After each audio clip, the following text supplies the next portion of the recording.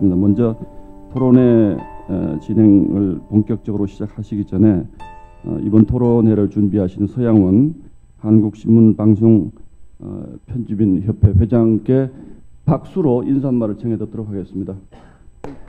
감사합니다. 예, 한국신문방송 편집인협회 회장 서양원 매일경제 전무입니다. 대한민국은 내년 3월 9일 역사적인 20대 대통령 선거를 앞두고 각 후보들의 경쟁이 소소히 달아오르고 있습니다.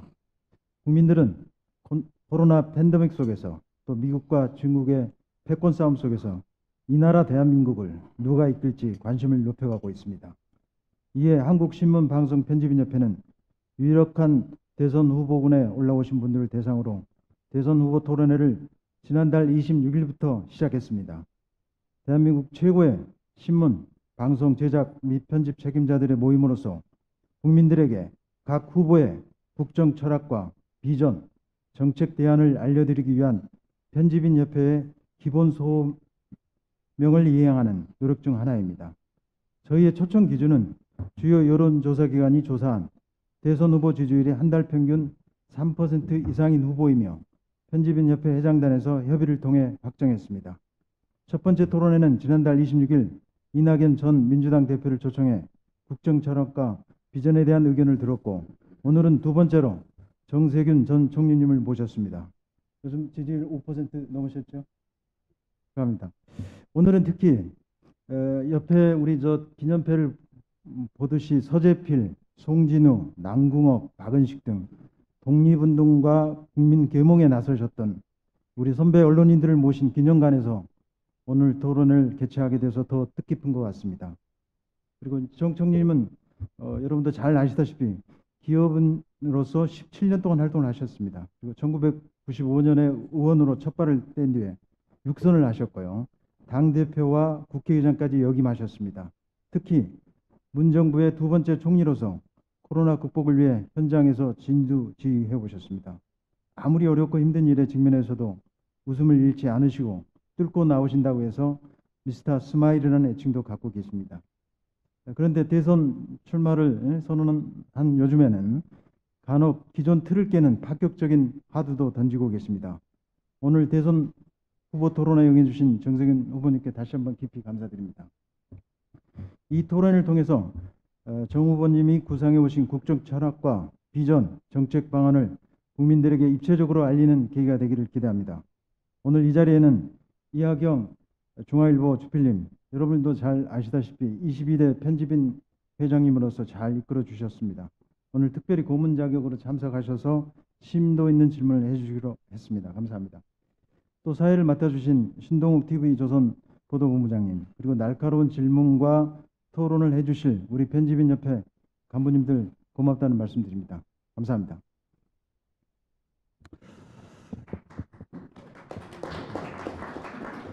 네, 그럼 총님 기조 발언 먼저 좀 해주시고 질의응답 순서로 이어가도록 하겠습니다.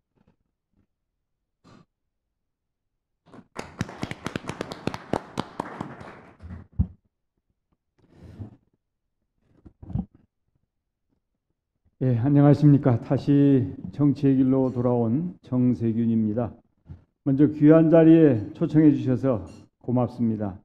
뜻깊은 시간을 마련해 주신 한국신문 방송편집인협회 서양원 회장님을 비롯한 회원 여러분과 관계자들의 노고에 깊이 감사드립니다. 지난 1년 반 대한민국은 코로나19와의 사투를 벌여왔습니다. 총리 취임 엿새 만에 첫 코로나 환자가 나왔습니다. 임기 내내 노란 잠바를 전투복처럼 입고서 코로나19와의 치열한 전쟁을 치러야만 했습니다. 우리 국민은 위기 앞에 강했습니다.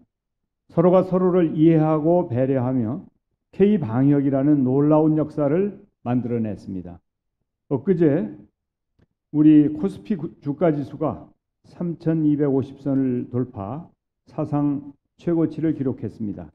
한국은 코로나19 사태 속에서 가장 빠르게 회복하고 있는 나라입니다. 방역과 경제를 동시에 잡은 K방역은 세계가 인정한 대한민국의 자랑이자 성과입니다. 이제 마지막 고개인 백신 접종만 남았습니다. 국민 여러분의 적극적인 협조가 뒷받침된다면 코로나와의 전쟁도 곧 끝을 볼 수 있을 거라 확신합니다. 존경하는 언론인 여러분, 저는 우리 국민의 위대함을 믿습니다.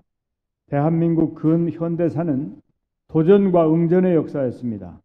불가능을 가능으로 바꾼 기적의 역사였습니다. 식민지배와 해방, 한국전쟁, 보릿고개, 군부 독재, 오일 쇼크, IMF 환란, 글로벌 금융위기와 현재 맞닥뜨린 코로나19 팬데믹까지 매 순간 위기였고 하루하루가 살얼음판이었습니다. 우리 국민은 이 모든 시련과 역경을 보란듯이 이겨내왔습니다. 그러나 재난은 결코 평등하지 않았습니다. 특히 코로나19는 한국 사회에 불평등이라는 깊고 넓은 상처를 남겼습니다. 자영업자, 소상공인, 청년, 여성 등 사회 경제적 약자들에게 더 가혹한 희생을 요구하고 있습니다. 지금까지 우리 사회를 지탱해왔던 혁신과 희망의 사다리가 무너지고 있는 것입니다. 우리에게 가장 시급한 것은 구조적 불평등을 해소하고 망가진 사다리를 복원하는 것입니다. 우리 정치가 담대한 회복의 길을 열어야 합니다. 존경하는 언론인 여러분, 코로나 이전과 이후는 달라야 합니다. 그간 대한민국은 현대사의 질곡을 딛고 세계의 변방에서 세계의 중심을 향해 달려왔습니다. 이제 당면한 위기를 기회로 삼아 강한 대한민국으로 거듭나야 합니다. 그 첫 번째는 혁신 경제입니다. 더 이상 추격형 경제 모델로는 앞으로 나아갈 수 없습니다. 낙수 경제도 이미 효용을 다했습니다. 혁신 경제로 4차 산업혁명과 포스트 코로나 시대를 선도해야 합니다. 소위 DNA라고 불리는 데이터 네트워크, AI와 같은 첨단 디지털 산업을 비롯하여 바이오와 그린 에너지 등 새로운 혁신을 주도할 수 있는 분야에 집중적으로 투자해야 합니다. 혁신의 힘이 아래로부터 솟구치게 해서 질 좋은 일자리를 창출하고 경제의 허리를 튼튼하게 만들어야 합니다. 시대에 뒤떨어진 낡은 규제는 혁파하고 도전과 패기의 기업가 정신을 되살려야 합니다. 끊임없는 혁신과 공정한 경쟁을 유도하여 퍼스트 무버로 거듭나야 합니다. 두 번째는 돌봄 사회입니다. 국가는 이러한 혁신의 과정에서 이탈한 국민께 든든한 울타리가 되주어야 합니다. 실패를 딛고 다시 일어설 수 있는 디딤돌이 되주어야 합니다. 특히 자산 불평등으로 인한 기회 불평등 해소를 위해 우리 사회가 청년들에게 기초 자산을 물려줘야 합니다. 우리 청년들이 부모 찬스 없이 자유롭게 배우고 창업하고 주거의 문제를 해결할 수 있으려면 푼돈이 아니라 목돈이 필요합니다. 앞으로 태어날 신생아가 성년이 되었을 때 1억 원씩 지급하는 사회적 상속제도 도입을 제안드린 이유입니다. 세 번째는 사회 통합입니다. 한 개의 화살은 약하지만 한 묶음의 화살은 강합니다. 갈라진 민심을 통합하여 더욱 단단하고 강한 대한민국을 만들어야 합니다. 사람 간의 차별, 지역 간 격차를 해소하고 모든 국민과 모든 지역이 조화롭게 공존하는 균형 국가로 나아가야 합니다. 존경하는 언론인 여러분, 고조되는 미중 패권 경쟁과 코로나19 팬데믹의 충격 속에서 국제 질서가 크게 요동치고 있습니다. 대한민국이 새로운 시대의 선도국가로 발돋움하기 위해서는 정치 리더십이 중요합니다. 정권 재창출은 민주당의 숙명이자 지상 과제입니다. 그러나 지난 재보궐선거 패배와 부동산 문제로 인한 탈당 권고 사태 등 당과 정권 재창출의 앞길에 경고등이 켜지고 있습니다. 당 지도부와 경선 후보 모두는 비상한 판단을 해야 할 시점입니다. 민주당의 단결과 대호 정비를 위해 선결적으로 해결해야 할 세 가지 쟁점이 있습니다. 첫째, 개헌 문제입니다. 개헌은 시대적 요구입니다. 문재인 대통령께서도 후보 시절 임기 중 개헌을 공약한 바 있습니다. 그러한 약속에 따라 지난 2018년 정부 개헌안이 발의되었습니다. 비록 특정 정당의 정치적 이해로 인해 국회에서의 합의 처리는 무산되었지만 개헌 추진에 대한 당의 입장을 정리해야 합니다. 저는 내년 대선과 개헌 투표 동시 실시를 제안한 바 있습니다. 둘째, 기본소득 문제입니다. 기본소득에 대해 민주당의 당론으로 삼을 수 있을 것인지 판단을 내려야 합니다. 누가 대선 후보가 되느냐와 무관하게 우리 당의 정강 정책에 대한 기준과 원칙의 문제라고 생각합니다. 셋째, 경선 일정 문제입니다. 평소 저는 경선 시기에 대해 당 지도부가 현명하게 판단해 주실 것으로 믿고 어떤 결정이든 따르겠다고 말씀드려 왔습니다. 그 입장은 지금도 변함이 없습니다. 하지만 지금 야당발 변화의 돌풍으로 민주당의 정권 재창출 노력에 먹구름이 드리워지고 있습니다. 정권 재창출을 위한 최선의 시기와 방법에 대해 건강한 당내 소통과 논의가 필요합니다. 민주당의 목표는 후보 선출이 아니라 정권 재창출이며 코로나19로 힘들어하고 계신 국민과 당원에 대한 배려가 있어야 합니다. 이상과 같이 민주당의 정권 재창출을 위한 3대 쟁점에 대해 당이 주도적으로 입장을 정리해야 합니다. 당내 기본 노선에 대한 차이가 있어서는 안 됩니다. 진지한 토론으로 질서 있게 정리해야 합니다. 그것이 당원과 국민에 대한 도리이며 대선 승리의 길이라 믿습니다. 저 또한 3대 쟁점의 해결을 위해 필요한 누구와도 만나고 대화해 나가겠습니다. 지금 민주당에 필요한 것은 위기를 돌파할 희망과 승리의 길을 찾는 것입니다. 3대 쟁점의 해결이 바로 그 첫걸음입니다. 김대중의 길, 노무현의 길, 문재인의 길 모두 험난함을 이겨낸 벅찬 승리의 여정이었습니다. 정세균의 길도 결코 쉽진 않을 것입니다. 그러나 반드시 승리하는 길이 될 것입니다. 감사합니다.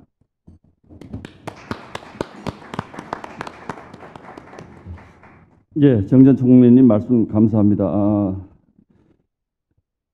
구상하고 계시는 정책적 구상 세 가지, 그리고 이번 대선에 점한 쟁점 세 가지, 그러니까 오늘 토론할 화두에 대해서는 이미 잘 정리를 해 주신 것 같아요. 그래서 이제 지금부터 우리 언론인 여러분들의 질의응답 시간이 있겠는데 미리 다 고지해 드렸습니다만 효율적인 진행을 위해서 분야를 정치, 경제, 사회, 외교, 또 지역 이렇게 15분 정도씩 저희가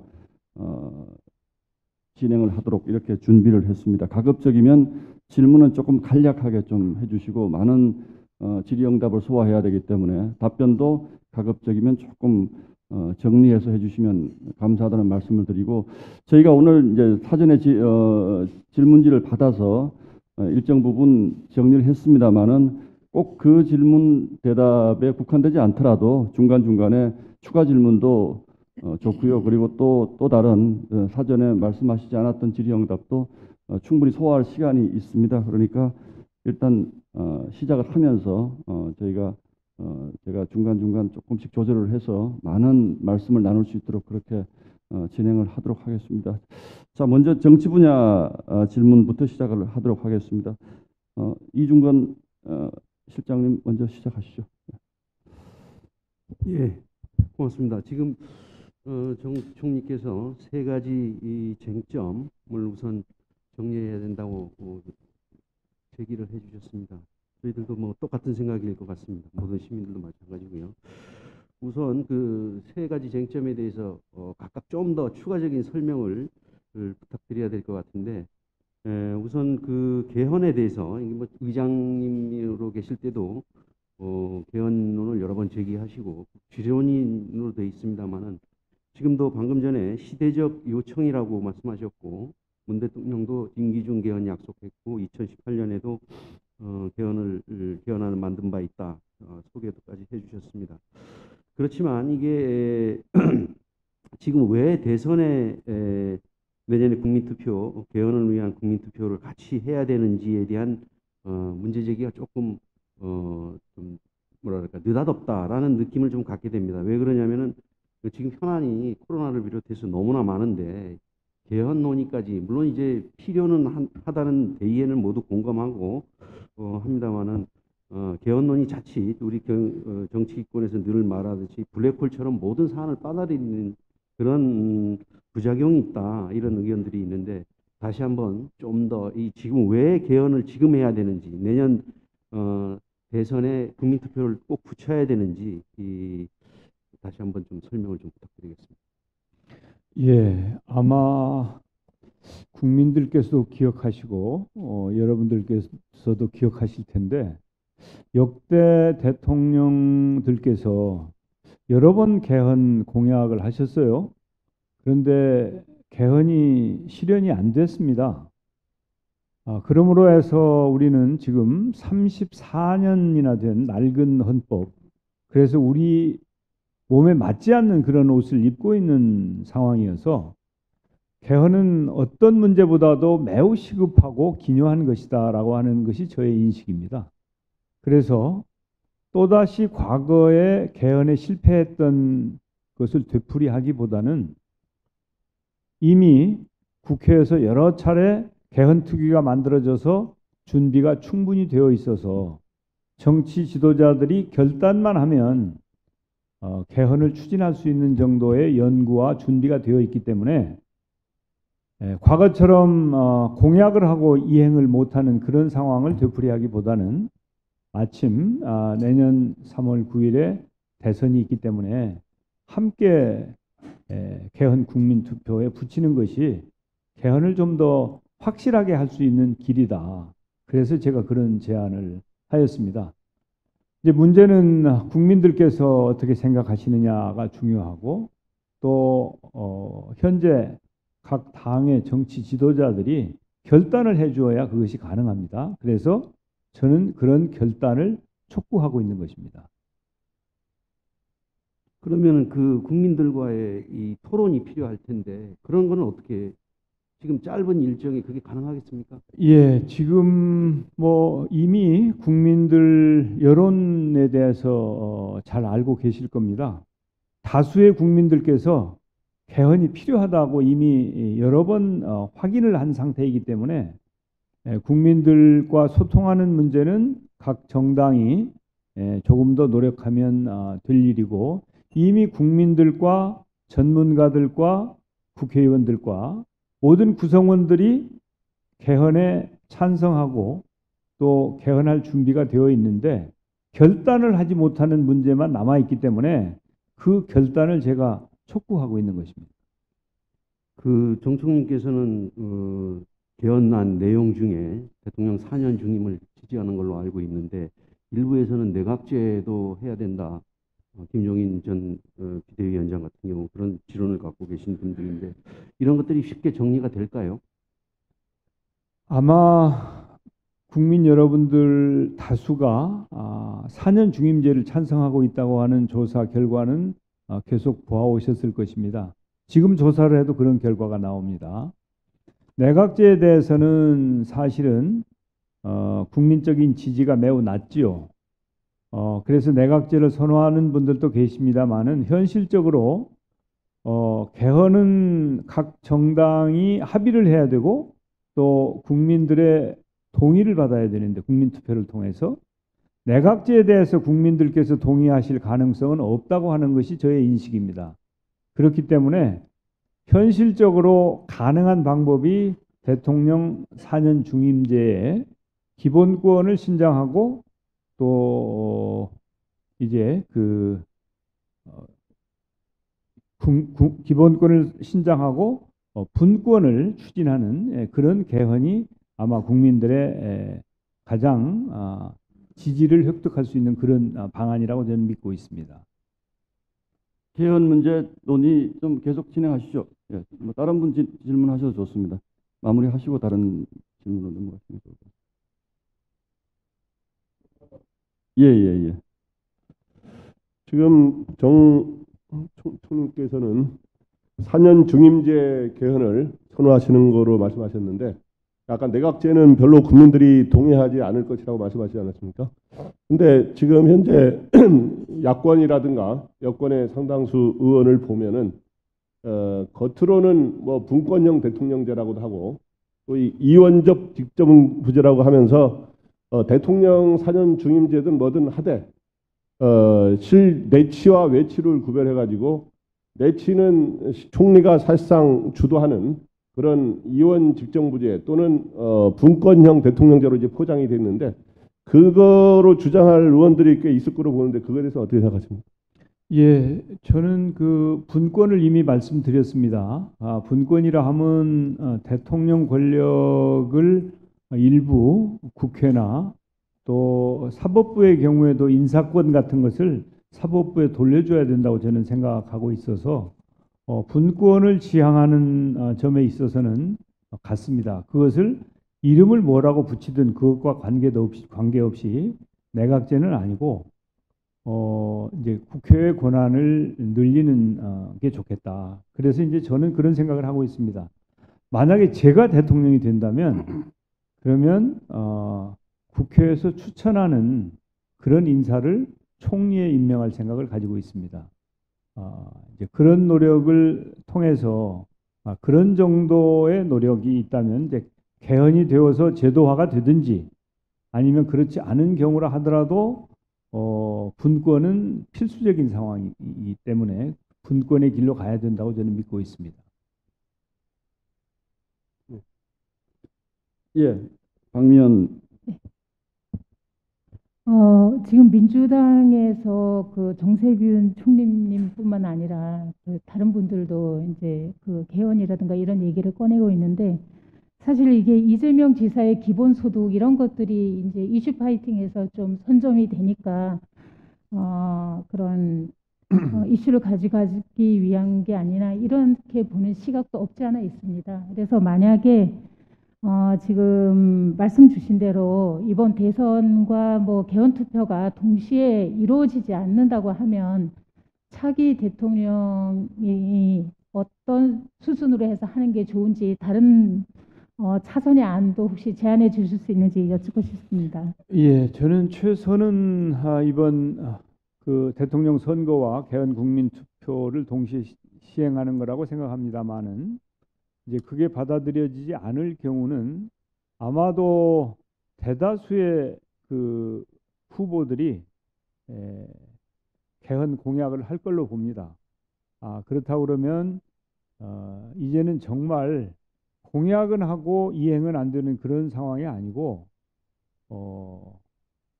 정권이 교체되자마자 즉시 이 개헌을 해야 된다고 저는 생각을 합니다. 그래서 아마도 차선책으로는 개헌 공약을 하고 그 공약을 즉시 이행하는 길이 될 것입니다. 지금 아까 그 기본 방향에 대해서도 저도 그 기본권 신장이라든가 분권 촉진이라든가 대통령 권한에 대해서 이제 나누는 그런 부분에 대해서 방향에 대해서는 국민들 많이가 공감을 할 것 같은데요. 헌법을 개헌하게 되면은 지금 뭐 변화하는 이런 사회나 이런 모든 것들을 헌법에 담아내야 되기 때문에 사실상 국민들이 지금 현재 있는 코로나19 상황에서는 민생이라든가 다른 더 큰 문제들에 지금 처해 있기 때문에 좀 현실적으로 어렵지 않을까 하는 생각이 드는데요.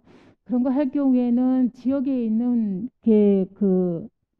저변에 있는 그런 이야기들을 이번 기회에 끄집어내는 그런 과정도 굉장히 중요하다고 생각을 합니다. 예. 그래서 그거를 더 말씀을 드리고 싶고요. 또 문재인 정부에서도 18년도에 했다가 또 실패한 그 점이 차기 대통령한테는 어떤 시사점이 있는지 그걸 마지막으로 여쭙고 싶습니다. 예. 민생이 중요합니다. 그러나 민생이 중요하지 않을 때가 언제가 있었습니까? 항상 중요한 것이죠. 그러니까 민생 때문에 개헌을 논의하지 못한다고 하는 것은 지혜롭지 않은 판단이라고 봅니다. 민생은 민생대로 항상 챙겨야 되는 과제이고 개헌은 너무 오랫동안 미뤄온 숙제이기 때문에 이 숙제 또한 더 이상 미루지 말자 하는 게 저의 생각입니다. 국회에서 이미 3번의 특별위원회가 개헌특위가 만들어져서 개헌안이 계속 쌓여 있습니다. 현재. 그렇기 때문에 각 정당의 지도자들이 만나서 수일간만 숙의를 하면 안을 만들 수 있다. 그런데 이제 기본권 신장을 비롯해서 이 여러 가지를 한꺼번에 다 하려고 하는 경우와 그게 만약에 쉽게 이루어지지 않으면 권력 구조 등 시급한 문제를 우선 처리하는 방법도 있을 수 있을 것입니다. 지금까지 소위 말하는 원포인트 개헌도 성공하지 못했고 광범위한 다양한 전체를 포괄하는 개헌도 성공하지 못했기 때문에 지금 이 시대를 책임지고 있는 정당의 지도자들이 원포인트 개헌이든 좀 더 전반적이고 포괄적인 개헌이든 하루빨리 합의를 해서 그것을 추진하는 것이 국익에 맞는 일이다. 그리고 대한민국의 미래를 설계해 나가는데 꼭 필요한 것이다라고 하는 것이 저의 인식이고 주장입니다. 우리 강원도민일보 박미연 실장께서 아마 지역 이슈 질문을 오늘 준비하셨던 것 같은데 개헌 문제로 또 바로 나가셨기 때문에 계속 내려가면 좀 옆길로 셀 수 있기 때문에 일단 정치 분야 질문을 좀 마무리를 계속 하도록 하겠습니다. 개헌 문제 혹시 더 질문이 없으시면 아까 경선 일정 문제를 말씀을 하셨기 때문에 아마 당내 이슈로는 경선 일정 문제도 굉장히 관심사가 아닌가 싶은데 혹시 좀 질문 있으신 분 계속 이어가 주시면 좋겠습니다. 예, 이중관 의원 말씀하십시오. 예, 오늘 뭐 마침 또 뭐 조목조목 다 3대 쟁점에 집어넣으셔서 다 관심사들입니다. 이 경선 연기론 마찬가지입니다. 최근에 최문순 강원지사가 출마 선언하면서 또다시 제기를 했는데요. 아마 당내에서 이제 본격적으로 논의가 될 수밖에 없을 것 같습니다. 하여튼 어쨌든 어떤 경우에든 그 여권 내 1위 주자 이재명 그 경기지사를 견제하기 위한 주장이다라는 그런 점으로 인식이 될 수밖에 없을 것 같습니다. 하지만 민주당은 그러지 않아도 지금 몇 번의 그 선거 등 여러 국면에서 규칙을 좀 편리한 대로 바꾸었다는 그런 비판이 있습니다. 지금 정 총리께서는 이 부분에 대해서 당 지도부에 맡기고 당 지도부가 결정해주면 어떤 경우에도 따르겠다 이렇게 했지만 연기론을 지지하는 쪽이나 뭐 저희들 짐작은 합니다만은 좀 더 명시적으로 이 연기를 했으면 좋겠다 하는 그런 그 논리를 조금 더 보강을 좀 해주시기 바랍니다. 예, 뭐 저는 사실은 연기를 직접적으로 주장한 적은 없습니다. 현재 후보들도 여러 사람이 연기를 주장하고 있고요. 또 당원들도 그런 주장을 하고 있다고 하는 점을 직시할 필요가 있다고 하는 점과 이제 경선에서 후보를 뽑는 것은 선거에 승리하기 위해서 하는 것입니다. 그래서 이제 두 가지 우리가 짚어야 될 부분이 있을 것 같은데 첫째는 이제 소위 말하는 흥행, 국민의 관심을 끌면서 경선을 하는 게 중요하다고 하는 게 이제 정치권에서의 일반적인 생각이죠. 그것은 변함없는 진리라고 저는 생각을 합니다. 또 이제 코로나 상황입니다. 코로나 상황 때문에 사실은 선거든 경선이든 좀 더 유권자들이나 혹은 당원들이 좀 더 자세하게 후보자를 알고 소통하고 하는 기회가 없는 상황에서 경선이나 선거가 진행되고 있지 않습니까?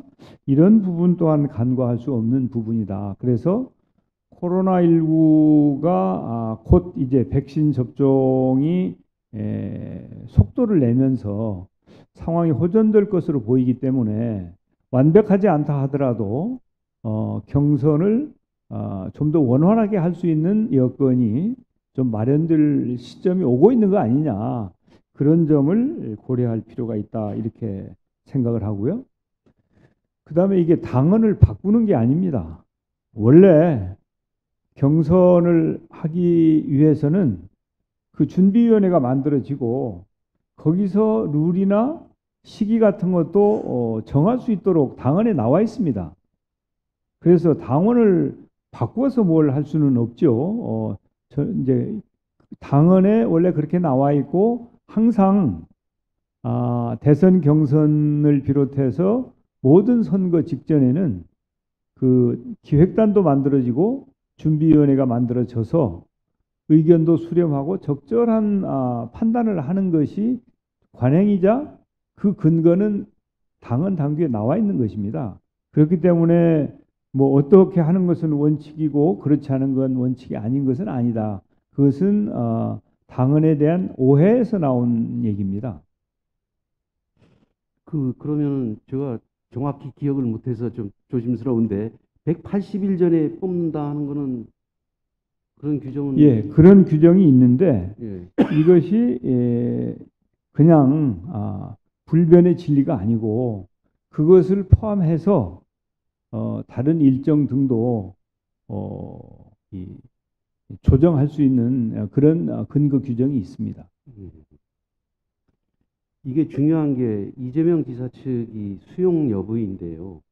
거기서 자칫하면은 당내 큰 갈등이 벌어질 수 있는데 이재명 지사 측은 어떤 논리로 설득을 할 수 있을까요?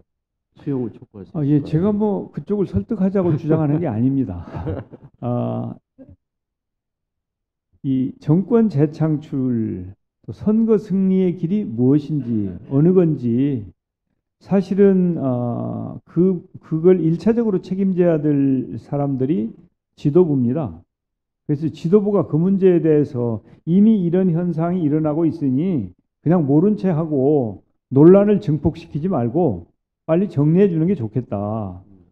저로서는 원래대로 해도 좋고 또 바꿔도 좋고 당이 결정하면 수용한다는 입장에는 변함이 없지만 이 문제가 이미 공론화되고 있고 후보들이 그런 주장을 한 사람이 펼친 것도 아니고 여러 명이 그런 얘기를 하고 있는데 당이 못 들은 채 하고 있지 말고 빨리 정리를 하시라, 그런 얘기입니다. 그래서 그런 후보들이나 당원들의 주장을 수용하시라 이런 게 아니고 빨리 정리하셔라. 그 정리할 권한과 책임은 당 지도부에 있다라고 하는 점을 제가 지적하고 있는 겁니다.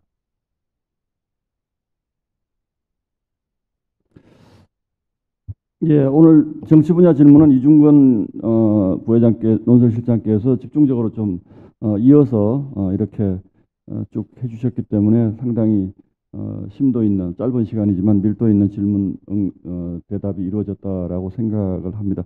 시간을 조금 분배해서 이제 이어서 경제 분야도 역시 뭐 정 전 총리께서 상당히 전문가시고 관심이 많으신 분야로 저희가 알고 있습니다. 그래서 다음은 경제 분야 질문 응답으로 이어가 보도록 하겠습니다. 김광덕 부회장님 준비하고 계십니까?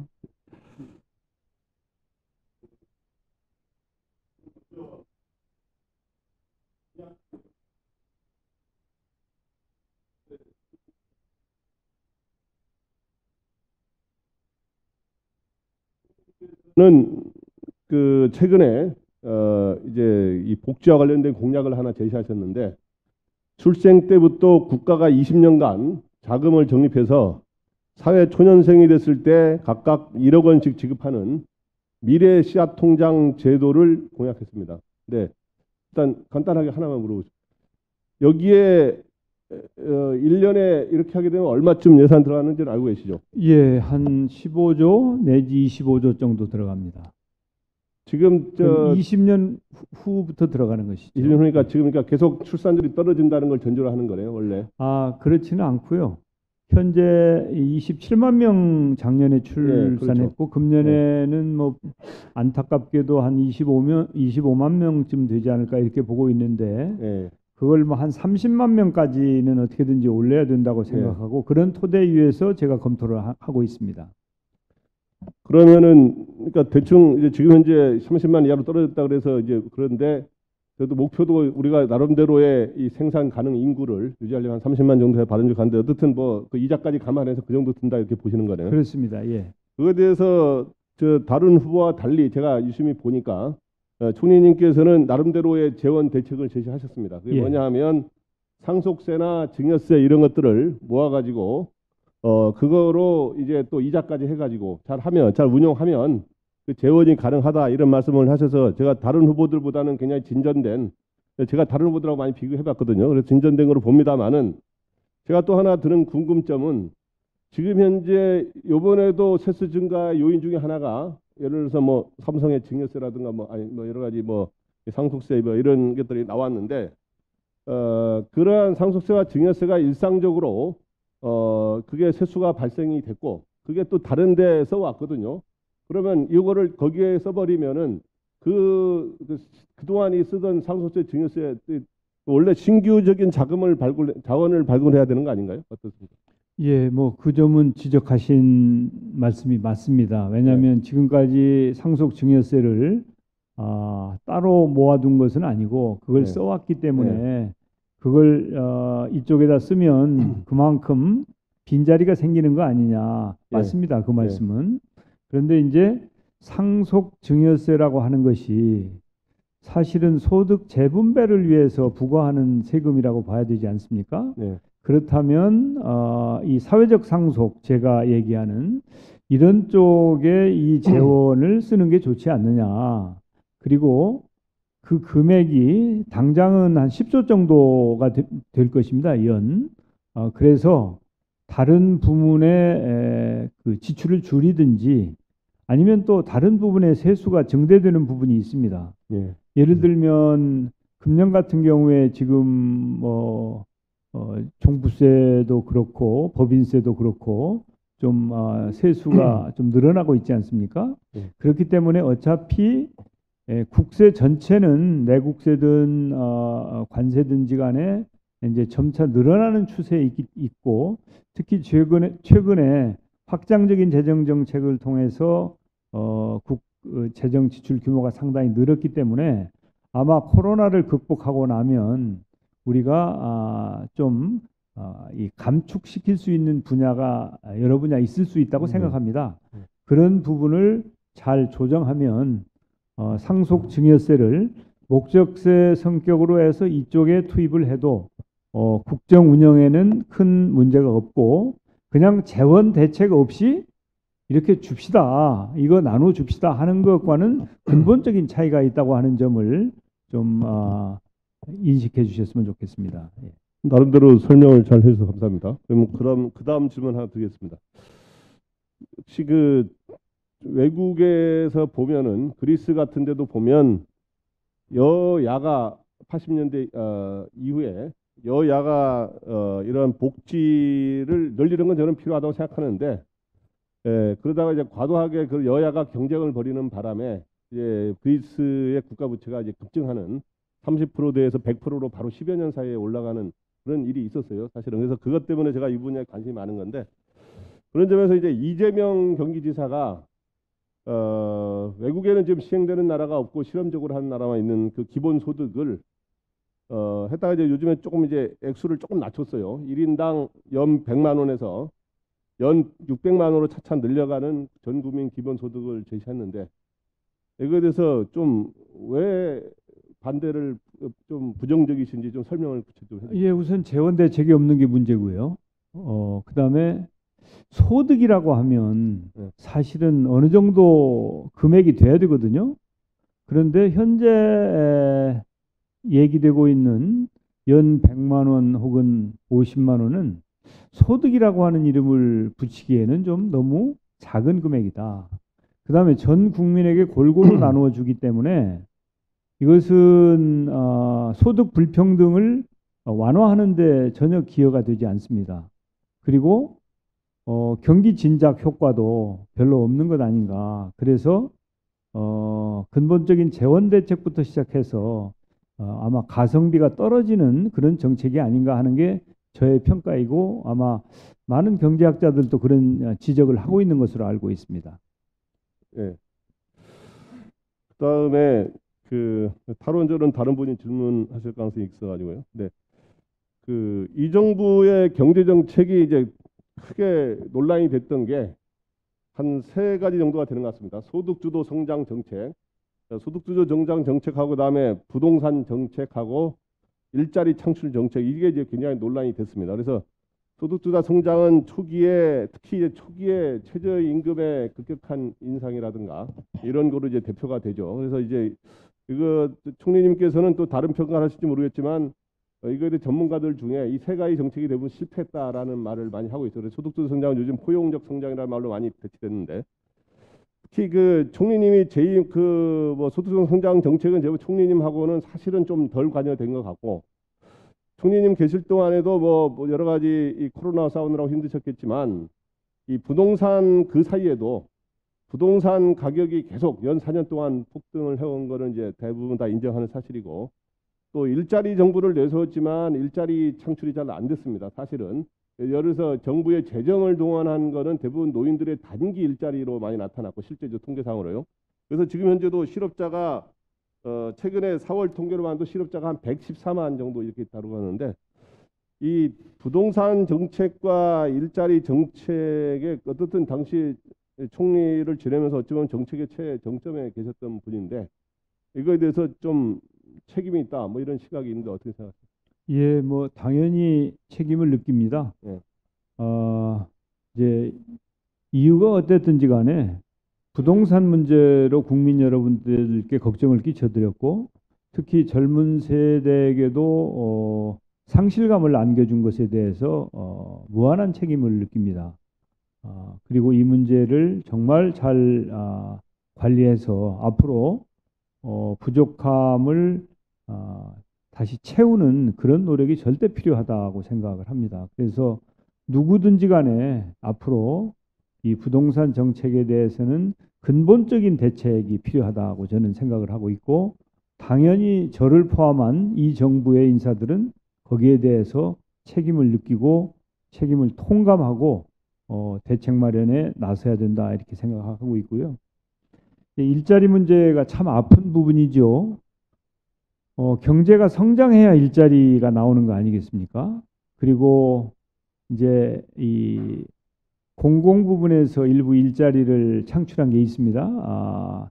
위원님께서 지적하신 것처럼 이제 단기 일자리 중심이고, 뭐 이것은 이제 공공 부분의 일자리 창출이라고 하는 것은 마중물의 역할을 하는 것이고, 또 경우에 따라서 일자리 때문에 고통받고 있는 취약계층에 대해서 조금 이제 그런 어려움을 좀 완화시켜주는 이제 그런 역할을 하는 것이지, 근본 대책은 역시 기업 활동이 활성화되어서 민간에서 일자리가 만들어지는 게 정상입니다.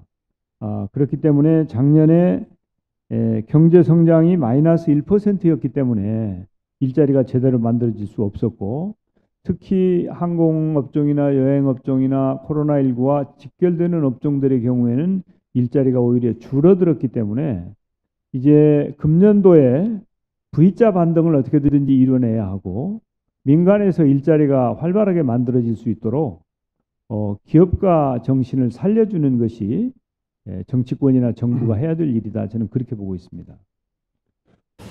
시간 관계상 예, 말씀. 하나만 간단히 질문하고 마무리하겠습니다. 근데 아까 정치 분야에서 물어야 될 사항인지 모르겠는데, 어저께 민주당의 가장 큰 뉴스가 국민권익위가 이제 부동산 투기 의혹이 있는 분 12사람의 명단을 제출하지 않았습니까? 여기에 대해서 10사람에 대해서는 탈당을 권유했고요. 2사람의 비례대표는 이제 의원 탈당을 하게 되면 의원직 상실이기 때문에 출당을 하는 조치를 취했는데, 지난 2일 날 송영길 대표는 즉각 출당을 하겠다고 이렇게 어쨌든 먼저 선제적으로 말씀을 하셨는데, 일주일 사이에 이제 입장에서 바뀌어서 탈당 권유로 해내서, 탈당 권유라는 건 이제 자진 탈당 아닙니까? 근데 지금 탈당 그래도 반발하는 의원이 좀 몇 분 있습니다. 그래서 만약에 탈당하지 않게 되면은 어떤 조치를 취해야 된다고 생각하십니까? 아마 지도부가 국민 눈높이에 맞게 그리고 또 이제 억울한 일이 있으면 적극 소명을 하고 또 책임져야 될 일이 있으면은 법의 심판을 받을 것이기 때문에 그런 문제는 지도부가 지혜롭게 잘 해결할 수 있을 것이라고 생각을 합니다. 그래서 뭐 제가 당 지도부를 한 지가 한참 오래됐어요. 현재도 상임 고문이기 때문에 저는 책임이 있습니다. 저도. 그래서 제가 이렇게 개별적으로 이래라 저래라 얘기하는 것은 아마 지도부에도 부담이 될 것이기 때문에 지도부가 지금까지 잘 하고 있고 앞으로 이 문제를 지혜롭게 국민의 눈높이에 맞게 잘 판단하고 처리할 걸로 그렇게 기대합니다. 또 필요하면 이제 간접적으로 그리고 또 비공개적으로 지도부와도 소통을 하겠습니다. 네, 감사합니다. 당사자들은 좀 반발이 심한 것 같은데 어제 조치는 적절했다고 보십니까? 소명 기회가 없었다 이런 말씀들을 많이 하시는 예, 것 뭐 소명 기회는 당연히 앞으로 주어지겠죠. 그런데 이제 어차피 그 현재 국민들께서 기존 정치에 대한 신뢰를 많이 잃어버리고 있는 상태 아닙니까? 그래서 민주당으로서는 국민의 신뢰를 회복해야 되는 그런 처지에 있기 때문에 국민의 눈높이에 맞는 노력을 할 수밖에 없지 않는가 이렇게 판단하고 있습니다. 예, 계속 질문 이어주십시오. 신용배 코리아 헤럴드 편집국장님도 질문 아마 준비하신 것 같습니다. 네, 안녕하십니까. 코리아 헤럴드 편집국장입니다. 경제정책 관련해서 여쭤보도록 하겠습니다. 문재인 정부 하에서 추진된 탈원전 정책이 임기 내내 크게 논란이 되어 왔었습니다. 일부 정치권과 언론에서는 뭐 정책 폐기도 요구하고 있는 상황이고요. 정 후보자께서는 집권하신다면은 이 정책을 계속 개선해 나가실지 아니면 에너지 정책의 어떤 정책 변화를 추진하실지 좀 밝혀주시길 바랍니다. 감사합니다. 예, 그 우선 문재인 정부의 에너지 정책이 탈원전 정책이다라고 하는 것은 이 이름표가 좀 잘못 붙여진 거다라고 하는 게 저의 인식입니다. 탈원전 정책이라기보다는 에너지 전환 정책이다. 왜냐하면 지금 현재 그 고리오리코기 공사가 진행이 되고 있지 않습니까? 원전을 지금 짓고 있는 거 아니에요. 근데 원전을 현재 짓고 있는데 그 정부 정책을 탈원전이다라고 하는 것은 이게 내용과 이름이 맞질 않죠. 그렇지만은 신재생 에너지 쪽으로 에너지 비중을 높여가야 되겠다. 다양한 에너지 소스 중에서도 신재생 에너지의 비중을 높이지 않으면 안 된다고 하는 인식, 그게 이제 에너지 전환 정책입니다. 저는 이 에너지 전환 정책이 지속적으로 추진되어야 된다고 생각을 합니다.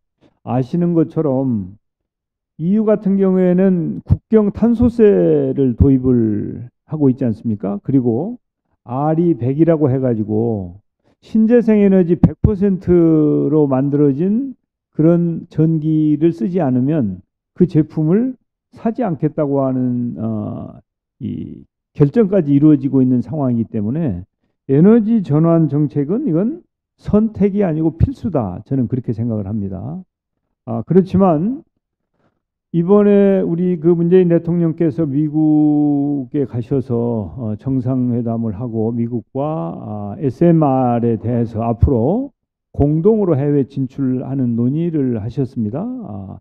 저는 참으로 바람직한 그런 그 결정이다 이렇게 보고 있습니다. 그래서 이제 그런 정도의 기조로 말하자면 앞으로 적절하게 에너지 전환을 해나가는 노력을 하겠습니다. 관련해서 추가로만 한번 더 여쭤보겠습니다. 다른 건 아니고 그 아까 정 후보자께서 또 강조를 하셨는데요. 그 새로운 에너지 그리고 그린 에너지, 신재생 에너지 이쪽의 중요성을 강조를 하셨는데 원전이 소위 말해서 청정 에너지, 그린 에너지 쪽에는 포함이 안 된다고 보시는지요? 이제 뭐 청정 에너지로 볼 수 있죠. 그렇지만은 안전성에 대해서 여전히 의구심이 존재한다고 저는 봅니다. 그래서 그런 부분을 함께 평가해야 된다고 저는 생각합니다.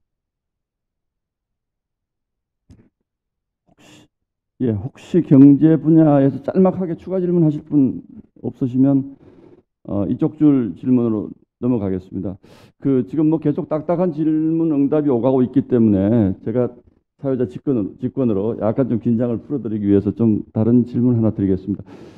이제 저희 기자들도 되게 우리 정 총리님 싫어하시는 기자들이 별로 없고 다 잘 지내고 또 상당히 성격이 온화하시고 이렇게 이제 언론에 소개되어 있고 또 별명이 미스터 스마일이라는 뭐 너무나 유명한 별명을 가지고 계신데 지난 국회 답변하실 때 보니까 좀 단호하게 좀 뭐 화를 내시는 건지 아니면 좀 단호한 모습을 보이시는 건지 모르겠는데 정세균의 돌변 왜 일어나 뭐 이런 기사들 많이 봤습니다. 혹시 너무 좀 그동안 스마일 하셔서 카리스마가 부족하다 이런 평가를 의식한 것인지 아니면 국가 운영을 하시다 보니까 본인도 모르게 그렇게 되신 건지 좀 답변 좀 부탁드리겠습니다. 아마 언론인들이 정세균이라고 하는 정치인이 가지고 있는 그 양면성을 좀 간과하시는 것 같습니다. 제가 당 대표도 하고 원내대표도 했잖아요. 이제 소위 말하는 입법 투쟁을 할 때 어떤 원내대표나 당대표보다도 강력하게 제가 야당 시절에는 야당 시절대로, 여당 시절 때는 밀어붙이고 이렇게 해서 아주 어려운 입법 과제들을 성공시켰거나 좌절시켰거나 그래서 여의도에서는 여야를 불문하고 정세균 간단치 않다 이렇게들 알고 계신데 아마 언론인들은 그걸 좀 잊어버리신 거 아닌가 싶고요. 예. 그리고 제가 호남에서 사선을 하고 종로에 도전을 했지 않습니까? 그게 그냥 사람만 좋아가지고 그런 결단을 할 수 있다고 보질 않습니다. 그리고 탄핵 국면에서 원만하게 문제를 조용하게 해결한 것을 비롯해서 이 정세균이 평소에는 소통하고 협력하고 서로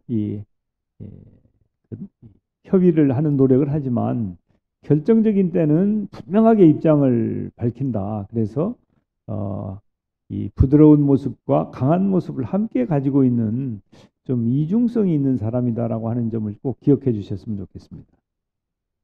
맞는 말씀인지 우리 오랫동안 우리 정 총리님 취재하신 황정미 세계일보 편집인께 검증을 부탁드리겠습니다.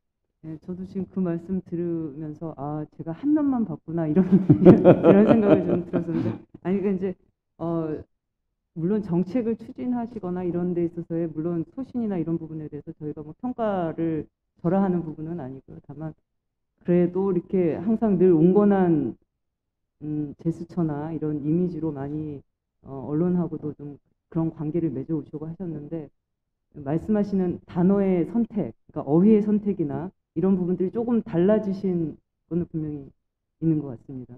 그러니까 그게 그러니까 그동안 잘 숨겨오셨던 거를 드디어 이제 본색을 보이시는 건지 그거는 제가 잘 그렇게 이해를 하겠습니다. 예, 그렇게 이해해 주시면 좋겠습니다. 예. 그럼 제가 먼저 질문을 드리겠습니다. 이제 최근에 그 총리님께서도 한번 어느 언론 인터뷰에서 그 말씀을 하셨는데 저희 사회에서의 그 세대 갈등 그리고 또 젠더 갈등 이런 부분들이 이렇게 심각해졌고 이런 부분에 대해서 굉장히 걱정을 많이 하시고 또 그래서 더욱더 이제 좀 통합의 리더십이 좀 필요하다 이런 말씀을 좀 하셨습니다. 물론 당대표 시절에 이제 뭐 처음으로 여성 첫 사무총장을 임명하시고 이런 양성평등 이런 부분에 대해서 굉장히 관심이 많은 거는 저희가 잘 알고 있는데요. 지금 최근 젊은 세대 사이에서 있는 이런 갈등의 문제는 조금 양상이 좀 다른 것 같습니다. 일단 총리님께서 이런 부분을 이 원인이 도대체 어디에서 왔다라고 생각을 하시는지 어떻게 평가를 하시는지 그리고 그런 거에 대한 뭐 대책은 생각하시는 게 있으시다면 좀 설명을 좀 해주셨으면. 예, 사실 젠더 갈등은 참 당혹스러워요. 그 양성 간에는 서로 협력하고 이렇게 그 잘 지내야 되는 사이고 또 그렇게 해왔는데 뭐 갑자기 그 젠더 갈등이라는 게 이제 만들어져서 이제 이게 제가 좀 그렇게 하나의 현상이다라고 하기 때문에 좀 이렇게 들여다 보니까 좀 세상이 많이 변하고 있는 것 같긴 해요. 그래서 그런 변화에 대해서 아무래도 좀 저항감 같은 것이 좀 나타난 것 아닌가. 그렇지만은 결국은 이 양성 간에는 서로 소통하고 이해하고 또 협력하는 그런 노력을 통해서 이 갈등이 완화되고 해소되어야 되고 또 해소될 것이다. 저는 그렇게 생각을 합니다. 그래서 이제 각종 정책, 그 정부의 정책이나 또 사회 정책 이런 부분에 있어서 하여튼 성인지 감수성을 충분히 반영을 해서 이런 그 젠더 갈등이 더 이상 증폭되거나 표출되지 않도록 지혜롭게 대책을 마련하고 강구하면 원래 협력해야 될 상대들이기 때문에 뭐 그렇게 더 이상 악화는 막을 수 있지 않겠는가 그렇게 기대를 하고 감수성을 가지고 더 노력을 하고자 합니다. 이게 좀 원론적인 말씀이신 것 같은데 혹시 관련해 가지고 뭐 당내에서도 뭐 모병제 얘기도 나왔었고 그 여성의 뭐 군 입대문 이런 뭐 정책 제안 같은 것도 나왔었는데 혹시 그런 부분에 대해서는 입장이 좀 있으신가요? 예, 저는 이제 남성, 여성이 꼭 그 구분돼서 일을 해야 된다고 보지는 않습니다. 과거에 남성이 하던 일을 지금 여성이 하는 경우도 많이 있죠. 또 그 반대의 경우도 있고요. 뭐 예를 들어서 옛날 같으면 이렇게 이 간호사 그러면 여성으로 생각했는데 지금 남성 간호사도 많이 있지 않습니까? 또 남성이 하던 일 뭐 공사 현장부터 시작해서 여러 군데 여성들이 하고 있죠. 막 그것은 우리 사회도 선진화되면서 글로벌 스탠다드에 접근하고 있는 것이라고 보기 때문에 그렇게 일을 서로 같이 하고 또 이렇게 남녀 구분을 조금 이렇게 완화하면서 하다 보면 사실은 갈등이 증폭되기보다는 완화될 수 있는 거 아닌가. 그래서 함께 뭔가를 하도록 가정뿐만 아니라 직장이든 여러 부문에서 남녀가 협업하는 그런 기회를 자주 만들고 그야말로 그 차별이나 차이를 최소화하는 노력을 한다면 그러면 그런 갈등은 이제 완화될 수 있을 것이라고 저는 생각을 합니다. 그 최근에 이제 그 국민의힘의 뭐 이제 이준석 그 전 최고위원의 뭐 바람이라고 이제 많이 평가를 하고 있는데요. 그런 부분에도 아마 이런 그 뭐 젠더의 문제나 또 어떤 세대의 문제들이 분명히 복합적으로 작용이 됐다라고 보이고 있습니다. 근데 그거에 대해서 제가 여쭙기보다는 그거 관련해 가지고선 한번 이제 그 부설에 오르신 적이 있으십니다. 예. 장유서를 이제 예, 언급을 예, 예. 하셨다가 그 부분에 대해서 이렇게 해명을 하셨습니다. 그러니까 이게 지금 젊은 후보가 정당 대표로 주목을 받는 거는 큰 변화고 이런 변화는 이제 긍정적인데 이제 정당 내에 이런 어떤 장유유서의 문화가 극복이 돼야 된다. 이런 부분이 어려움이 있을 수 있으니 그런 게 극복이 돼야 된다라는 취지로 말씀을 하셨다고 이렇게 해명을 하셨습니다. 저는 그 취지는 충분히 이해가 되는 부분이 분명히 있는데 근데 저도 이제 그 인터뷰 내용을 쭉 다 이렇게 쭉 보면서 그럼에도 불구하고 어쨌든 이 정당 내에서의 경륜의 필요성 그리고 그런 문화가 또 분명히 잔존해 있다라는 부분을 이제 언급을 하셨는데 그렇게 되면 어쨌든 경륜이 있는 분들이 아무래도 일을 맡는 것이 좀 원활하지 않겠느냐라는 좀 본인의 입장을 좀 드러내신 게 아닌가라는 생각도 좀 들거든요. 그러니까 그것이 나쁘다 좋다라는 걸 떠나서요. 예, 사실은 그 남의 당 얘기를 할 생각이 없었는데 이제 그 얘기가 나와서 또 뭐 이제 이준석 씨가 돌풍을 일으키고 있으니까 그런 얘기 할 수 있죠. 그래서 저는 뭐 그걸 환영한다. 그리고 그 정당에서 이제 보수 정당에서 그런 변화의 바람이 일고 있으니 이 민주당은 더 큰 변화를 해야 되지 않겠냐. 제가 그렇게 얘기를 한 것이거든요. 그런데 그 당이 이런 문화도 있을 텐데 뭐 괜찮겠냐. 이제 제가 걱정해 줄 일이 아닌데 쓸데없는 걱정을 해주다가 이제 좀 뜻하지 않은 그런 일이 생겼는데 뭐 아마 그 내용을 이렇게 보시면 오해의 소지가 별로 없는 것으로 저는 그렇게 판단을 하고 있고요. 우리가 여러 분야에 걸쳐서 이 경륜이나 지혜나 또 경험이나 이런 게 필요합니다. 모든 분야에. 그런가 하면 동시에 패기와 추진력과 열정과 이런 게 필요하거든요. 그러니까 젊은이가 가지고 있는 그런 강점도 소중한 것이고 또 경험이 있는 사람들이 가지고 있는 강점도 결코 쉽게 봐서는 안 된다. 그래서 우리가 통상 그렇게 얘기하는 거냐 아닙니까? 노장청이 잘 협력하고 조화를 이루어야 된다. 이렇게 얘기를 하고 있는 거 아니에요? 저는 그게 바람직하다고 봅니다. 어느 한쪽이 경륜만 중시하거나 열정만 중시하거나 하는 것은 지혜로운 판단이 아니고 그야말로 노장청이 이렇게 잘 소통하고 협력하면서 열정은 열정대로 존중하고 경륜은 경륜대로 활용하는 그런 지혜가 없다면 우리가 이 사회를 그리고 많은 도전에 직면하고 있는 위기 상황을 우리가 어떻게 극복할 수 있겠는가. 그래서 저는 지금 불고 있는 이 젊은이들에 대한 기대 이런 부분에 대해서는 저도 같은 생각이고요. 특히 이제 정치권에서 그 부분에 대해서 직시해야 될 것은 왜 이런 현상이 일어나고 있는 거냐? 우리 당에서 일어난 것은 아니고 상대 당에서 일어난 것이지만 그것은 아마도 기성 정치에 대한 국민들의 우려 그리고 평가가 어떤 것인가 직시해야 될 것이다. 그리고 그것이 남의 일이 아니고 우리 일도 될 수 있다. 우리 일이다. 우리 모두의 일이다. 이런 판단을 가지고 거기에 적절하게 대비하고 이 노력을 기울이는 것이 현재 여든 야든 정치에 책임을 지고 있는 사람들이 가야 될 길이라고 저는 봅니다.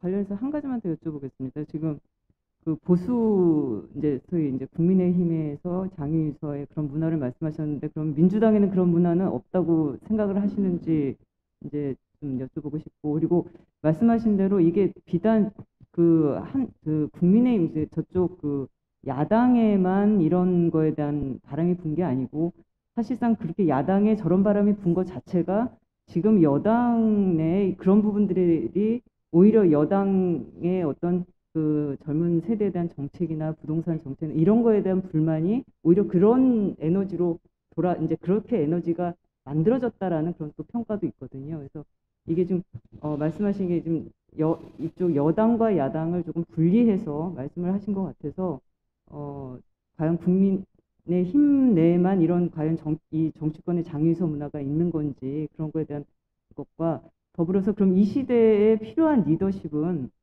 물론 노장청이 조화롭게 가야 된다라는 건 굉장히 원론적인 얘기이신 것 같고 이 시대에 지금 현재 필요한 리더십은 어떤 경륜의 리더십이 훨씬 더 필요하다라고 보시는 건가요? 예. 참 까다로운 질문이네요. 현재 시점에. 근데 어떤 상황이 여야가 차이는 있지만 근본적인 차이가 있다고 보지는 않습니다. 그런데 이제 이 점은 좀 한번 제가 말씀드리고 싶은데 이제 이 국회나 선출직의 경우에 여성이 아주 적었지 않습니까? 그때 여성을 우대하고 또 또 여성에게 우선권을 주고 또 여성 할당제까지 이렇게 그 선도한 정당이 민주당입니다. 그리고 청년에 대해서도 청년 비례를 만들고 청년들의 국회 진출을 돕기 위해서 여러 가지 정책을 만들고 추진하고 선도한 것도 민주당입니다. 그러니까 같은 것 같지만 약간의 차이가 있는 정당이다. 그런데요, 저는 아직도 이 청년 할당제가 필요하다고 보는 사람이거든요. 청년들을 우대할 필요가 있다, 정치에. 그리고 여성도 아직도 조금 더 갈 길이 남아 있다고 보는데 이준석 후보가 이런 것에 반대한다고 해요. 그런 거에. 그래서 그것은 굉장히 저로서는 의아스러운 그런 것이었어요. 그래서 아마 이제 꼭 그 나이가 꼭 중요한 것만 같지는 않다.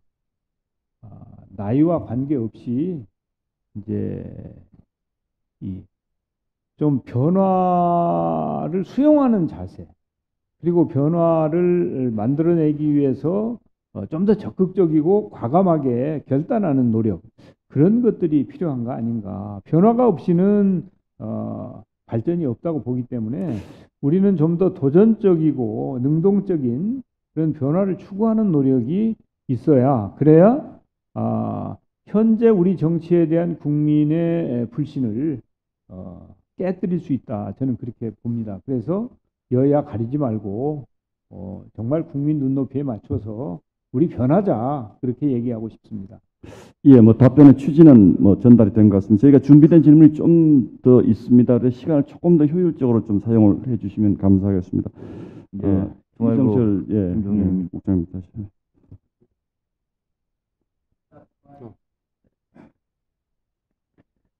요즘 종종 딱딱한 얼굴, 그다음에 미스터 앵그리 얼굴도 좀 보이십니다. 참 우리 사회의 가장 중요한 화두 중에 하나입니다만 또 한편으로는 피로 현상까지 나타나는 게 사실 검찰 개혁과 관련된 논쟁입니다. 취지는 이해를 하고 있는데 다들 그 방식이나 지향점에 대해서는 여전히 논쟁 중이고요. 이게 계속 이어지고 있습니다. 근데 최근 들어서 미스터 스마일이신 총리님께서 약간 미스터 앵그리적인 모습으로 여러 가지 언급을 하셨고, 특히 뭐 페이스북 같은 데는 이번 검찰 개혁의 몸통은 윤석열 전 총장이다, 이렇게 직접적으로 언급까지도 하셨습니다.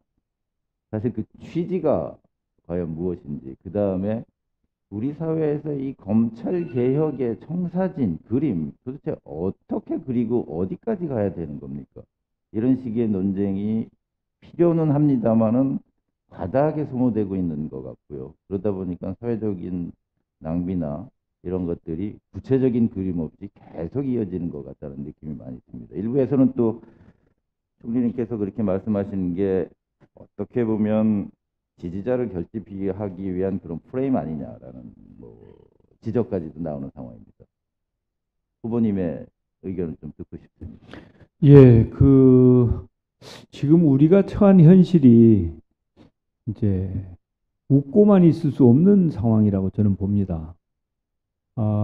이제 이 문재인 정부에 주어진 개혁 과제들 중에 1번을 꼽으라면 검찰 개혁이라고 저는 봅니다. 그리고 국민들께서 검찰 개혁에 대해서는 이거 대충 해서는 안 된다고 하는 확고한 그 생각을 가지고 계시다고 봅니다. 그렇다고 그러면 정치권은 그런 국민의 뜻을 잘 받드는 게 당연하다라고 생각을 하고요.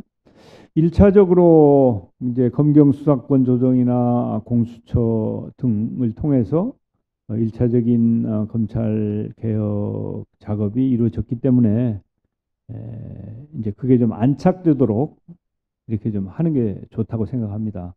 그런데 계속 그 검찰 개혁이 국민의 지상 명령인데 거기에 저항하는 세력은 저는 누구든 그냥 좌시할 수 없다고 하는 게 저의 입장입니다. 그래서 앞으로 우리 검찰이 정말 그 국민의 생명과 재산을 지키고 인권을 유린하거나 과거의 악습을 되풀이해서는 절대 안 된다고 봅니다. 그것은 어떠한 경우에도 용납하거나 물러설 수 없는 중요한 과제라고 생각합니다. 그렇지만은 모든 개혁은 국민적인 지지를 획득할 때 성공합니다. 국민과 동떨어진 개혁 추진은 아무리 좋은 거라도 좌초될 소지도 있기 때문에 그런 부분은 국민과 충분히 소통하면서 국민 눈높이에 맞게 아주 유능하게 개혁을 해야 된다. 그렇지만 검찰 개혁은 절대 중단할 수 없는 가장 소중한 그 과제다. 저는 이렇게 생각합니다. 죄송합니다만은 지금 시간이 저희가 9시 15분까지는 어쨌든 질의응답을 마치려고 합니다. 남으신 분들 질문 30초, 답변 1분 정도로 해서 최대한 빨리 좀 질의응답을 소화해 주시면 감사하겠습니다. 예. 예. 노동 분야 좀 질문 하나 드리겠습니다.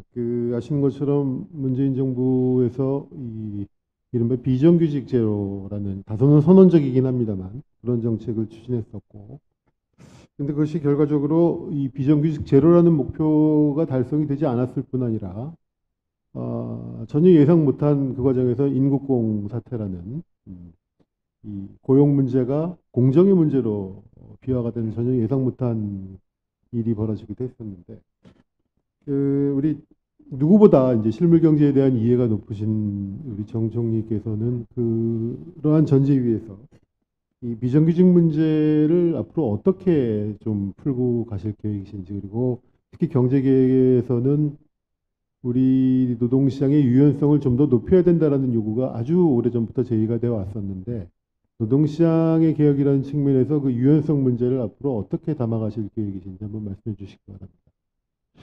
예, 비정규직이 제로인 세상은 없습니다.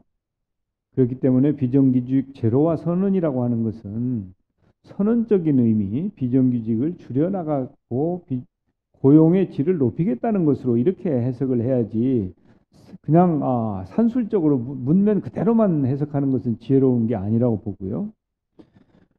이제 노동의 유연성은 이제 양면성이 있죠. 이 문제는 노사 간에 정말 그 머리를 맞대고 지혜를 모아야지 일방통행을 해서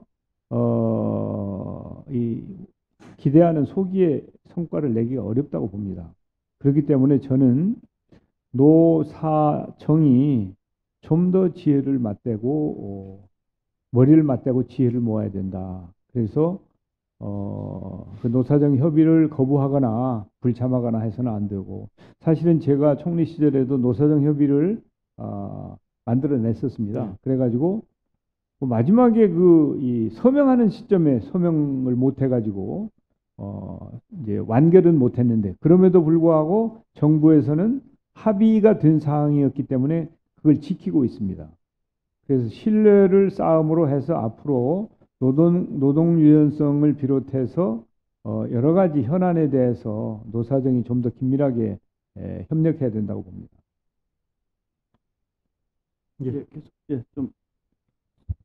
계속 뭐 추가 질문 있으시면 간단하게. 그럼 어쨌든 큰 틀에서는 지금보다는 노동시장이 조금 더 유연해져야 된다라는 측면에 대해서는 우리 총리님도 동의를 하시는. 예, 이제 노동 유연성을 강화하면 이제 거기에 반대 급부가 줘야 되겠죠. 네. 그러니까 이제 노사 간에 팽팽하게 균형을 이루면서 서로 주고받는 이제 그런 문화가 만들어져야 된다는 것이죠.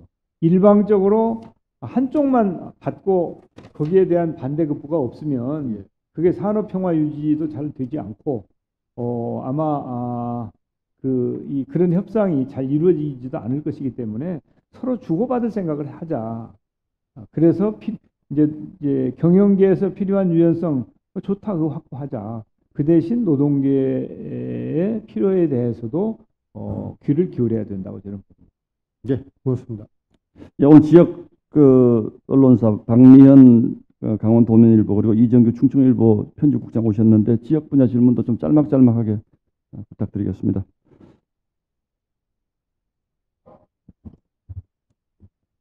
네.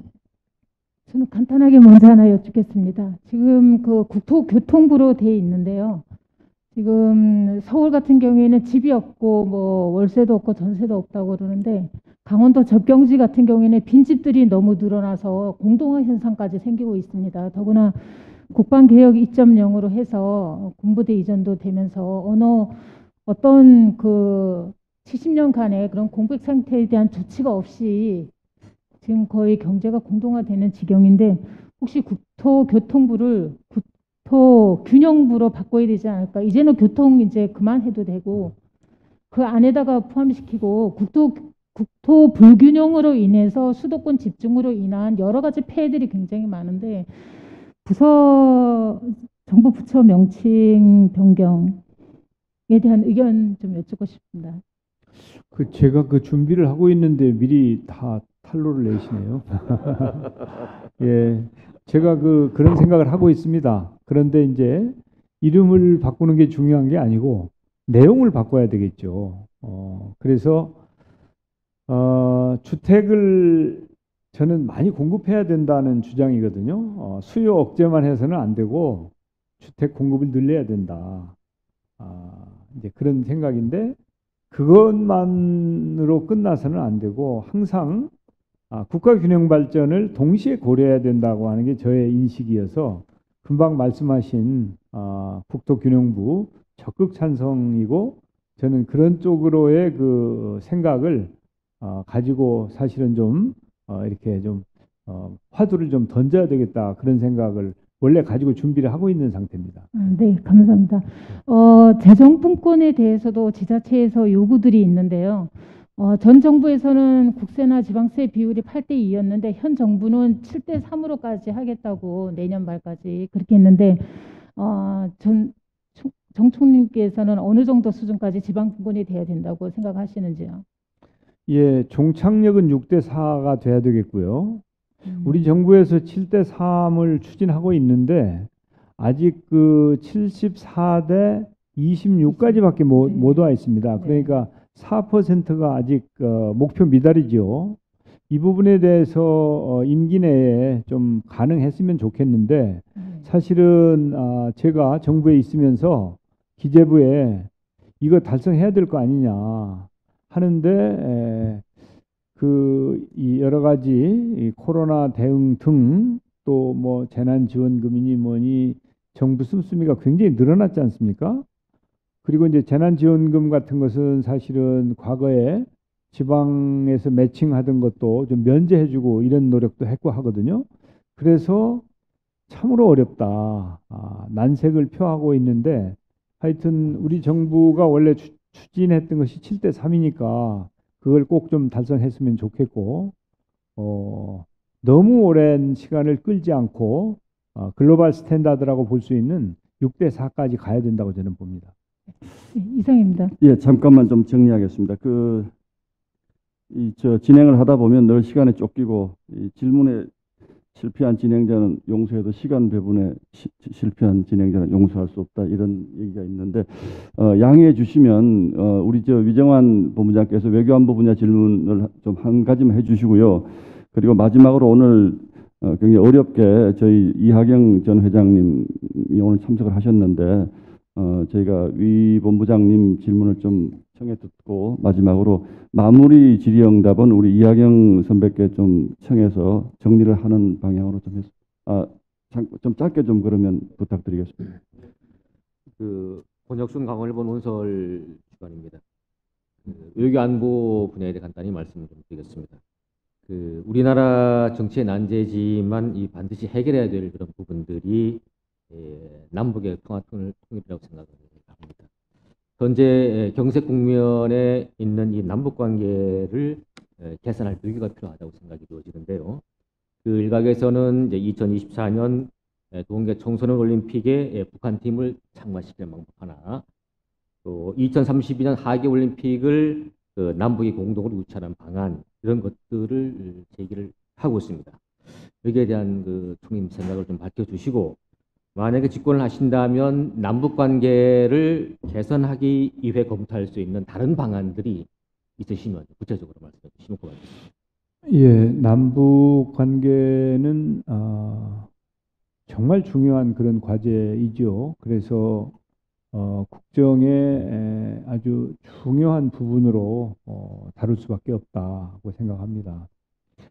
그러나 결국은 어떻게든지 기본적으로는 대화하고 타협하고 협력하는 쪽으로 가야 되고, 우선 경제적인 그러니까 문화체육 쪽에 이 협력을 통해서 분위기를 바꾸면서 이제 경제적인 공동체로 먼저 나아가고, 그 다음에 이제 다른 문제, 전반적인 협력 관계를 강화하는 그런 쪽에 노력이 있어야 되는데, 이제 핵 문제가 가장 큰 걸림돌 아닙니까? 이 문제가 해결되지 않고는 우리가 선의로 여러 가지 하고자 하는 일이 제대로 잘 추진이 안 되기 때문에, 한미 동맹을 근간으로 해서 핵 문제를 잘 해결하면서 그 문제를 해결하기 위해서도 다양한 협력 관계를 지속적으로 추진하는 것이 현실적이기 때문에 그런 노력을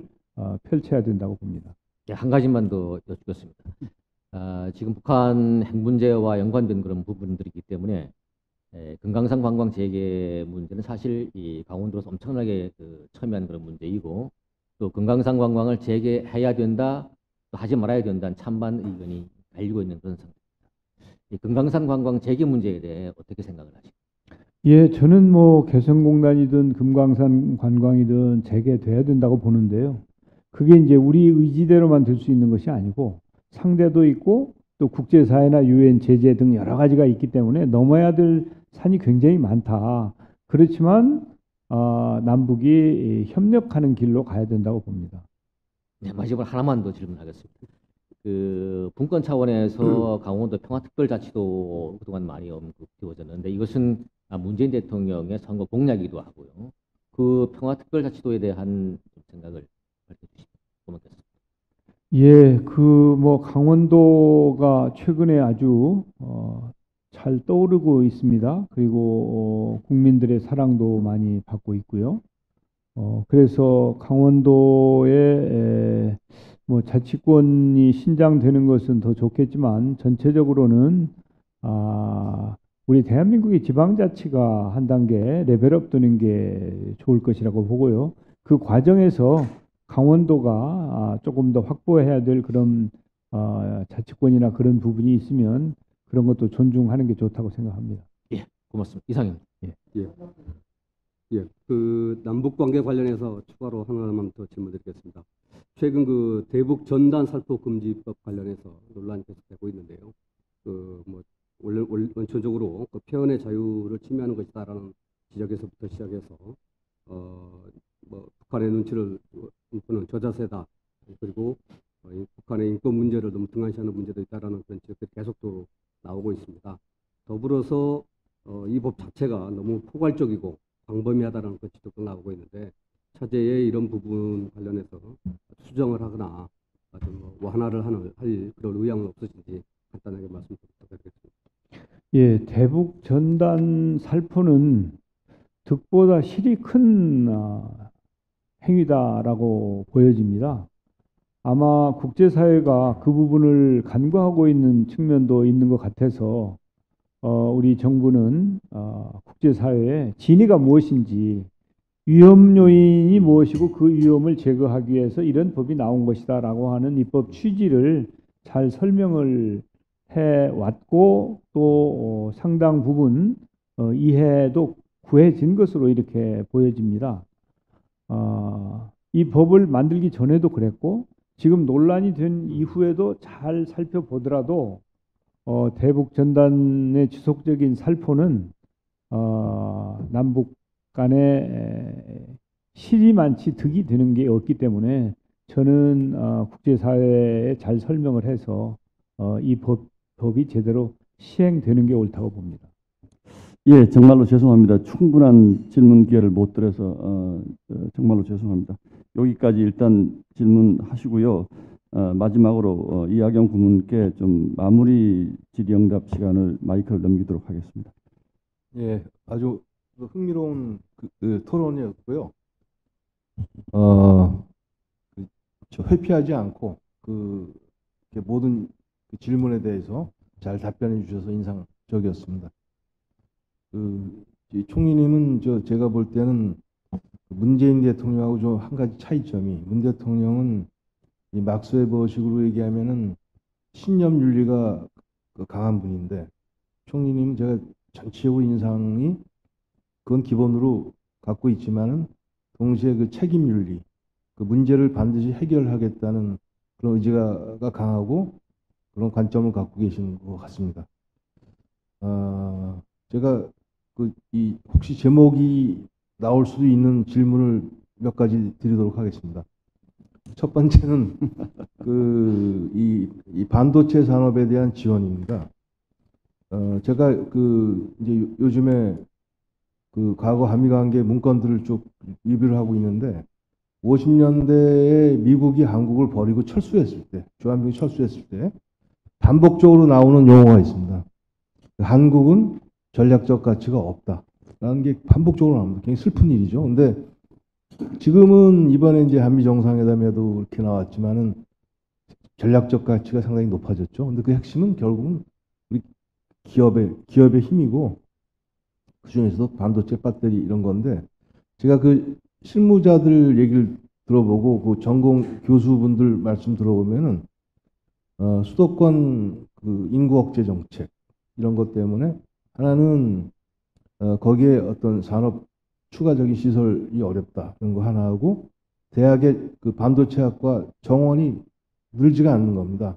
인재가 정말로 부족해서 이대로 가서는 이제 경쟁력이 무너질 판이라고 합니다.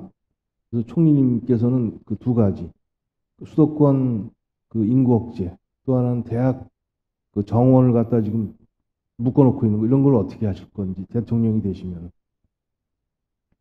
예, 반도체에 좀 더 투자가 잘 이루어져야 되는데, 돈만 투자해서 되는 게 아니고 인재 양성이 안 되면 안 되거든요. 그런 점에서 우리 이하경 주필께서 말씀하신 학과에 대해서 너무 절실하게 느끼고 있습니다. 사실은 제가 정부에 있으면서도 야, 이게 말이 되냐? 이 국립대학에서 수백 명을 교육시키고자 하는데 기득권 때문에 이게 관철이 안 되면 앞으로 대한민국은 어떻게 먹고 살 거냐, 이제 그런 탄식을 한 적도 있고, 그래서 일부 좀 상황을 개선한 적도 있습니다만은, 하여튼 앞으로 대학이 진짜 우리 사회에서 필요한 인재들을 양성하는데 이런저런 기득권이나 제도 때문에 그런 것이 이루어지지 않는 상황을 철폐해야 된다고 저는 생각을 합니다. 이제 수도권 인구 억제 문제는 사실은 작년에 수도권 인구가 여타 지역 인구를 초과했지 않습니까? 그것은 이제 장기적으로 우리 국가 경쟁력을 ဃ갉아먹는 현상이라고 저는 봅니다. 그렇기 때문에 이제 어떻게 수도권의 이 사람이나 자산이나 또 토지나 이런 것들을 제대로 잘 활용해서 미래 산업을 우리가 소홀히 하지 않고 제대로 할 거냐. 예를 들어서 판교 같은 데는 그 땅의 크기에 관계없이 엄청난 국부가 거기서 창출되고 있는 것이거든요. 그래서 그런 부분에 대해서는 좀 더 유연하게 대처를 하되, 근본적으로 수도권의 과도한 인구 집중 이런 것으로 인해서 생기는 빈익률이나 사실은 주택 문제도 관계가 있는 것이거든요. 서울은 1000만 명 수준 혹은 그 밑에가 유지되는데 경기도가 과거 1000만 명에서 지금 1380만 명까지 갔거든요. 그러니까 옛날에 서울에서 집이 부족하던 게 지금은 경기도까지 부족하고 수도권의 빈익률이 생기는 것이기 때문에 이제 전략적으로 꼭 필요한 부분은 어떻게 확보할 것이냐, 그것은 포트폴리오를 조정하는 방법을 통해서 해결하되, 근본적으로 수도권의 인구 집중되는 문제는 다양한 노력을 통해서 그것을 점차 완화하고 국가 균형 발전을 이루어 나가야 된다고 저는 생각을 합니다. 알겠습니다. 필요한 부분은 과감하게 규제 완화를 통해서 산업 육성을 반도체 산업의 경우에도 하시겠다 이렇게 이해하면 되는 거죠. 예. 또 한 가지는 그 문재인 대통령은 그 광화문 시대를 약속했습니다. 저는 그 현장에서 국민들하고 호흡을 같이 하면서 그 숨쉬는 현실을 정책에 반영하고 국정기조에 반영하기 위해서 그런 건데 안타깝게도 이제 그거는 실현되지 않았고요. 그 대통령이 되시면은 집무실을 정부 종합청사, 광화문 청사로 옮겨서 거기서 근무하실 용의가 있으십니까? 그 아직 지지율이 높지 않아서 그런지 집무실까지는 생각을 아직 못 해봤습니다. 그럼 한번 잘 고민해 보겠습니다. 예. 또 한 가지는 지금 이 정부에서는 뭐 문 대통령이 잘한 것도 있고 못한 것도 있지만은 이 소위 문바라고 해서 그 열성 지지자들이 뭐 그렇게 하는 건 좋은데 그 배타적이고 공격적인 방법으로 뭐 비판을 봉쇄한다든지 하는 그런 부정적인 그런 현상이 있었는데요. 또 역시 마찬가지 지지율이 높아지고 나중 당선이 되시면은 혹시 이 정파가 생기면은 그걸 어떻게 하시겠습니까? 예, 좀 정파가 좀 있어봤으면 좋겠어요. 지금 제가 배가 고픕니다. 예, 알겠습니다. 지금 뭐 너무 토론의 열기가 뜨거워서 제가 함부로 손을 대면 손댈 것 같은데 우리 위정한 본부장님이 정말로 짤막하게 좀 해주십시오. 다음 일정이 있어서 그렇습니다. 예. 도쿄올림픽 관련해 가지고 얼마 전에 우리 총리님께서 그 홈페이지에 그 독도를 일본 영토라고 표시를 했는데 그거에 대해서 요구가 관철되지 않으면 우리 올림픽을 보이콧 할 수도 있다라고 말씀하셨는데 정말 그 요구가 받아들이지 않으면 우리 안 갈 수 있습니까? 예, 독도는 우리 겁니다. 그리고 어떤 다른 이슈하고 이거하고는 근본적으로 다릅니다. 독도 문제는. 심지어는 과거사 문제와도 다릅니다. 독도는 절대 어떠한 경우에도 우리가 포기할 수 없는, 양보할 수 없는 그런 성역이기 때문에 독도를 지키기 위해서는 무슨 일이든지 불사할 수 있어야 된다고 생각합니다. 물론 일본이 우리의 가장 가까운 이웃 아닙니까? 그래서 일본이 문제가 있어도 우리가 이사를 가고 싶어도 이사를 못 가는 그런 관계란 말이죠. 그렇기 때문에 가능한 한 협력할 부분은 협력하는 노력을 해야 됩니다. 그리고 잘 지내는 게 좋죠. 옆집하고 사이가 안 좋으면은 피곤하지 않습니까? 그래서 잘 지내도록 노력을 기본적으로 하고 또 이 독도 문제에 대해서도 IOC를 설득하는 등 필요한 조치를 하기 위한 노력을 외교적인 노력을 우선적으로 적극적으로 해서 문제를 일으키지 않도록 노력을 하겠지만 만약에 일본이 계속 이 일방 통행식에 자기네 주장만 한다면 우리는 선택의 폭이 넓지 않다고 저는 봅니다. 그래서 어떤 경우에도 독도와 관련돼서는 유연성을 발휘할 수 없는 분야다라고 하는 게 저의 판단입니다. 보이콧을 강제하는 게 오히려 그 분쟁 지역화 시키려고 하는 일본의 소위 전략에 말려드는 거 아니냐라는 지적도 있는데 그 상관없습니다. 예, 그런 부분은 외교 안보적인 측면에서 그리고 국제 스포츠 외교 측면에서 잘 판단해봐야 되겠죠. 그냥 뭐 이렇게 의지만 가지고 되는 일은 아니기 때문에 지혜를 잘 모아야 되겠지만 기본적으로 독도를 수호하는 데 있어서는 한치의 양보나 흔들림이 있을 수 없다라고 하는 확고한 신념을 우리 국민 모두가 가져야 된다고 봅니다. 예, 잘 허락돼 있지 않아서 지금까지 성심성의껏 답변해 주신 정 전 총리님께 감사드리고 마지막으로 마무리 발언을 청해 듣고 오늘 토론회는 마무리를 하도록 하겠습니다. 부탁드리겠습니다. 예, 중견 또는 이제 원로 언론인들께서 이렇게 장시간 시간을 내주셔서 국민과 저를 이렇게 연결해 주셔서 너무 감사드립니다. 제가 모범생이라서 좀 솔직하고 진지하게 답변하려고 노력을 했습니다. 그랬더니 나중에 지내놓고 보니까 너무 재미가 없었던 것 같아서 혹시 다음에 좀 초청해 주시면 좀 더 재미있게 좀 할 수는 없겠는가 그런 반성을 해봅니다.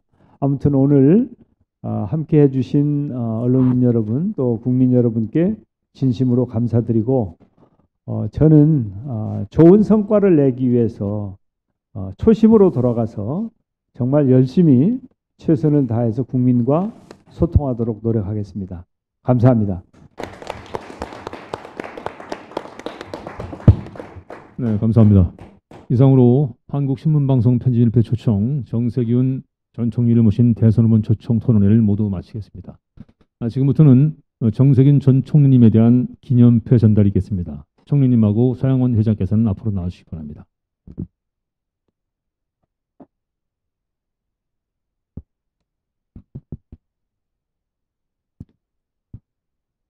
네, 기념패 정세균 전 국무총리. 정세균 전 국무총리님과의 토론회는 유익하고 짜임새 있는 소통의 한마당이었습니다. 대선 출마 계획 및 민생 현안 등을 놓고 신문, 방송, 통신사 간부들과 함께한 토론회를 기념해 이 패를 드립니다. 2021년 6월 9일 한국신문방송편집인협회 회장 서양원.